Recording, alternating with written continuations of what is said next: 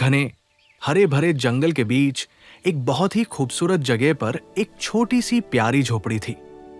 चारों तरफ हरियाली।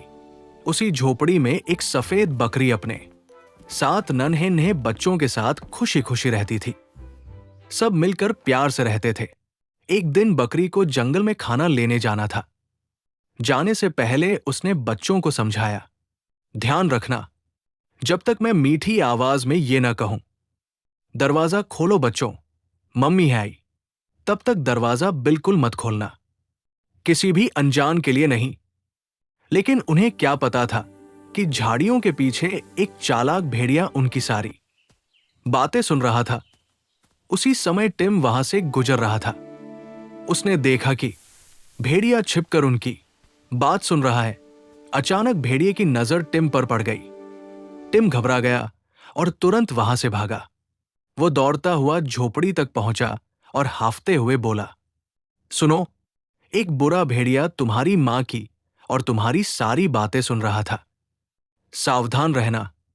थोड़ी देर बाद दरवाजे पर दस्तक हुई। भारी आवाज आई, दरवाजा खोलो बच्चों, मम्मी है आई। बच्चों ने दरार से नीचे देखा और बोले, नहीं, हमारी मम्मी की आवाज तो कोयल जैसी मीठी है और तुम्हारी फटा हुआ बास, और हमारी मम्मी के पैर सफेद हैं, तुम्हारे तो काले हैं। भेड़िया को बहुत गुस्सा आया और गुस्से से चुप हो गया।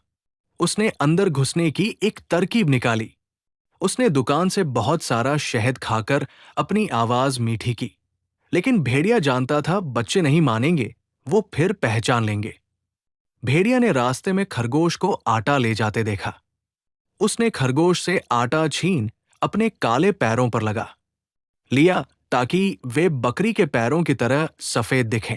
भेड़िया वापस आया और मीठी आवाज में बोला, दरवाजा खोलो मेरे बच्चों, मम्मी है आई। बच्चों ने मां समझ दरवाजा खोल दिया। लेकिन टिम जानता था ये वही बहुरूपिया है। लेकिन दरवाजा खुल चुका था। भेड़िया अंदर आया और सभी बच्चे डर के मारे भागने लगे। टिम समझदार था, वो चिमनी में छुप गया। लेकिन भेड़िया बेरहमी से बच्चों को पकड़ बोरे में भर रहा था। आखिर भेड़िया ने सभी बच्चों को भरकर अपनी गुफा ले जाने का फैसला किया। शाम को जब मां लौटी, घर खाली देखकर वो घबरा गई। तभी टिम बाहर आया और उसने सारी बात बता दी। मां और टिम तुरंत भेड़िए की गुफा की ओर चले। गुफा में भेड़िया गहरी नींद में सो रहा था। उसके पास बोरा रखा था। मां और टिम ने जल्दी से सभी बच्चों को बोरे से निकाला और उसमें बड़े भारी पत्थर रख दिए ताकि भेड़िया को शक न हो। और उस गुफा से सभी बच्चों को सुरक्षित निकाल घर की तरफ निकल गए। कुछ देर बाद भेड़िया उठा। उठते ही बोरा उठाकर घर की ओर निकल पड़ा। रास्ते में नदी पार करनी थी। जैसे ही वो पानी में उतरा, बोरा बहुत भारी हो गया। पत्थरों के वजन से उसका संतुलन बिगड़ गया और वो नहर में डूबने लगा।